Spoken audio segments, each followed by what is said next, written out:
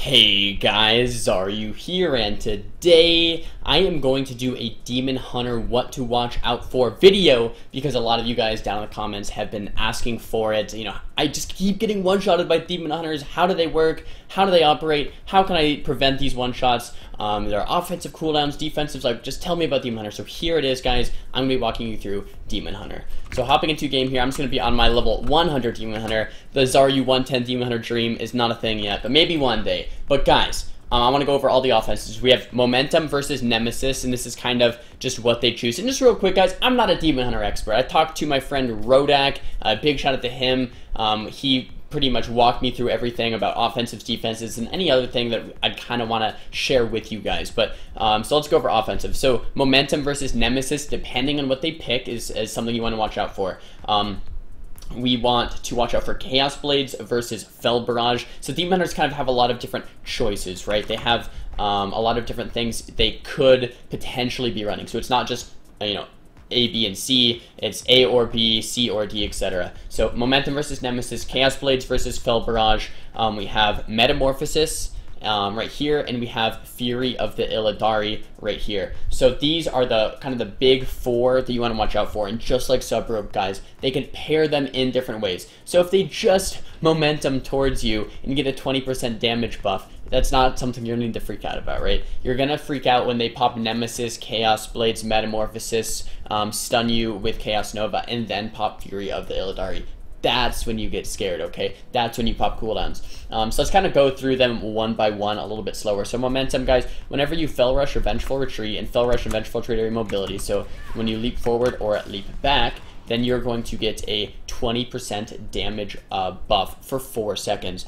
They can either take this or Nemesis. Nemesis, guys, in PvP is a 15% damage increase, not 25. It got nerfed in PvP. And also, it got reduced to, I think it's 10 or 15 seconds. I really wish Blizzard would do a better job at putting the PvP tooltips in the game as well as the PvE ones, but that's a story for another video.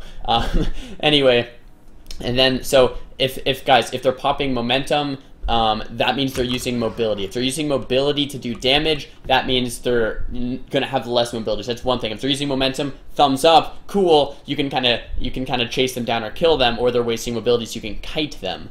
What I want to mention when I talked about Rodak a lot was right out of the gates. If a Demon Hunter is using Fel Rush and he gets the momentum buff, and you see the momentum buff on him, that means he's not using Nemesis. You know that. You know he's going to have, you know, maybe a little less burst. You know to not watch out for Nemesis. So just know that right when the gates open. If he's using momentum, he's not using Nemesis. Chaos Blades versus Fel Barrage, guys. 30% damage, 2-minute cooldown. This is why Demon Hunters start getting scary if they pop, you know, something like Nem and Chaos Blades at the same time.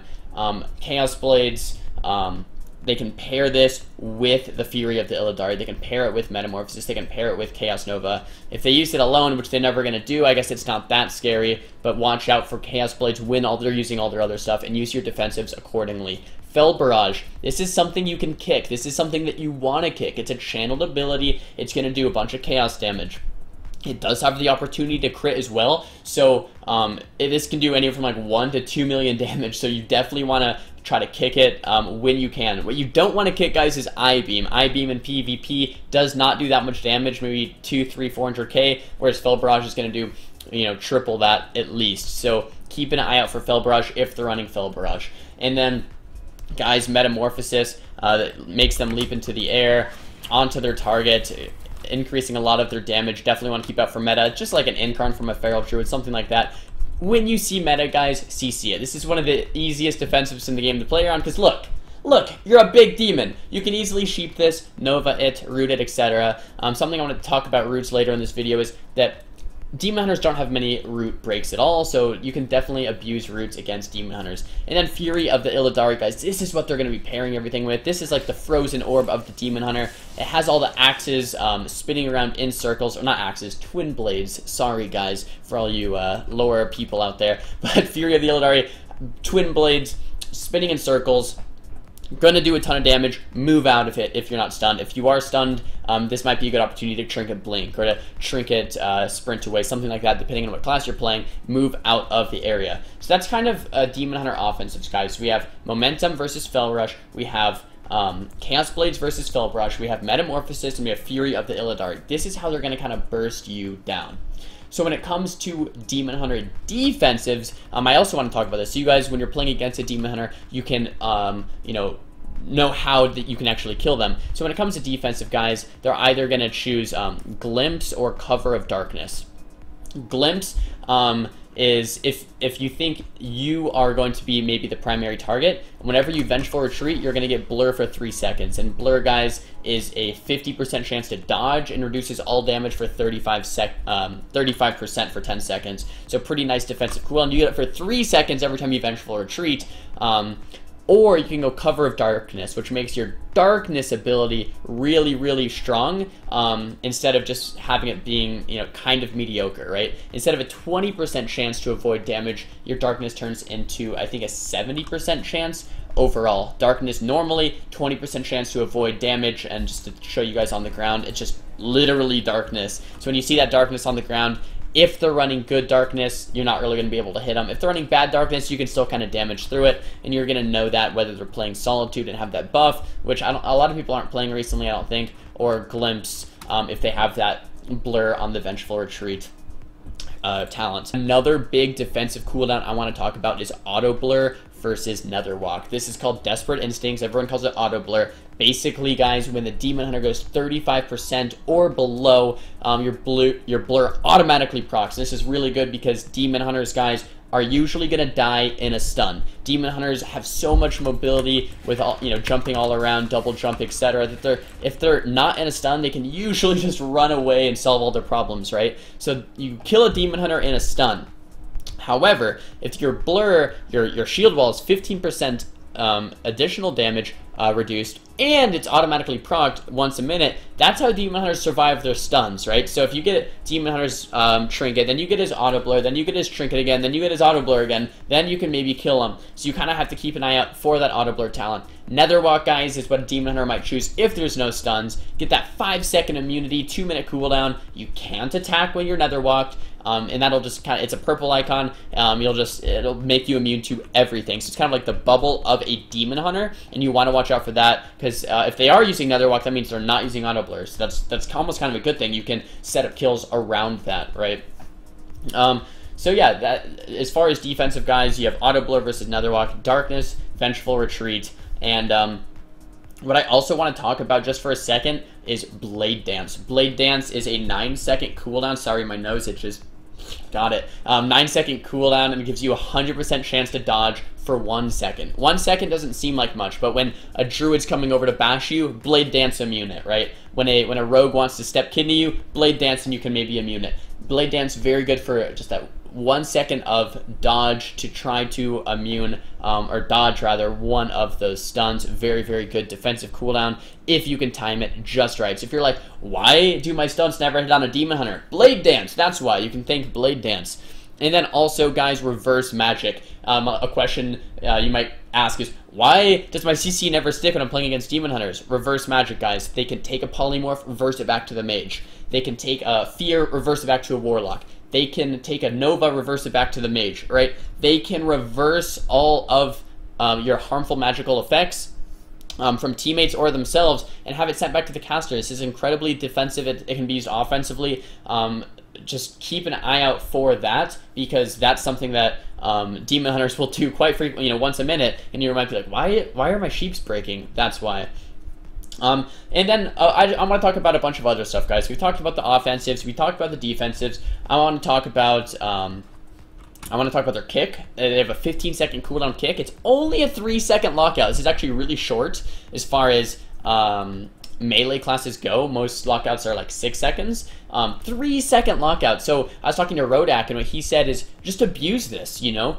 Just use an ability, get kicked, it's whatever, and then you can keep casting, because after 3 seconds you have 12 more seconds of essentially clear casting. You can't get kicked anymore by the Demon Hunter. So abuse that their kick is so short and it's on such a long cooldown, but it has a 20-yard range, so keep that in mind. Maybe people in here be like, how am I getting kicked by a Demon Hunter? It is 20-yard range, so keep that in mind. Another thing, guys, I talked about it earlier briefly in this video, but Demon Hunters don't have much of an answer for roots. You can reverse magic it, but that's usually not the best idea. Other than that, you're kind of just stuck. So if you Frost Nova Demon Hunter, they can't even Metamorphosis Leap out of it. They can't Fell Rush out of it. They can't Vengeful Retreat out of it. They're kind of stuck. So you can definitely CC Demon Hunters with roots, right? Entangling Roots, Frost Nova, etc. So really keep that in mind. Chaos Nova is the Demon Hunter stun, guys. It's kind of like a leg sweep. 1 minute cooldown, 5-second stun. This is what you want to watch out for before they pop Fury of the Illidari, and all of their cooldowns kind of stacked up on each other, just like a sub-rogue would. Chaos Nova can be reduced by your artifact weapon talents here. It's behind my webcam, but Overwhelming Power and Feast on the Souls, maybe I'll throw that on the screen, reduce the cooldown of the Chaos Nova. So if you're hitting multiple targets, if you're hitting a ton of targets, Chaos Nova can definitely go down to just a 40-second cooldown, something like that, instead of a 1 minute cooldown. So keep that in mind as well. Something I want to mention is the Vengeful Retreat does remove slows. Okay, so you can Vengeful Retreat to get out of slows. You can backwards Vengeful Retreat towards your target to use it kind of as an offensive ability as well. And I think the last thing that I want to talk about is Detainment versus Imprison. It's another choice the Demon Hunter has. Imprison, guys, is just like an in cap from a monk. 4 seconds long. It's going to break on damage, and it's literally just an in cap, 4-second in cap, right? Detainment is a talent that almost everyone's taking right now. And what you can do with Detainment is it's kind of like a cyclone, right? It makes you immune to damage, makes you immune to heals, and it's 5 seconds long. Only downside is the cooldown is 30 seconds now. So with Detainment, and normally Imprison is 15 seconds, right? So normally with Detainment, guys, you can use it to immune a Ray of Hope heal. You can use it to detain someone low. You could use it for CC on the off target, but that kind of prison that you go into is Detainment when you're playing against a Demon Hunter, and don't heal into it, because you can't heal into it. Don't damage into it, because you can't damage into it. It's not going to break on damage. So yeah, guys, that's pretty much a quick overview of Demon Hunters, kind of what to watch out for offensively, what to watch out for defensively, and just kind of other stuff that you want to keep in mind. I guess one last closing thought. Guys, if you're stacking against a Demon Hunter, that's what they want you to do. They're going to rip you to shreds if you're stacking against a Demon Hunter. The class as a whole, I was talking to Rodak about this, but the class as a whole completely gets shut down when all of the targets are spread. So playing against a Demon Hunter, keep in mind, guys, they have a lot of cleave. Fury of the Illidari, Chaos Nova, a lot of their attacks just cleave, so make sure to spread apart when you're playing against a Demon Hunter. And just huge shout out to Rodak, and a huge thank you to Rodak for helping me with this video, kind of walking me through all the intricacies of Demon Hunter so I can teach you guys better on how to play around them. Guys, if this video is helpful, make sure to give it a big thumbs up. If it wasn't, you can thumbs it down, that's okay too. I want to know, guys, if videos like this are helpful, all the how to play against videos, how to play versus each class videos, because if they are helpful, I'll continue to do them for more and more classes, and if they aren't, I'll cut it out and get back straight into the gameplay. But guys, don't forget to subscribe, talk to me in the comments, and I'll see you guys next time. Peace!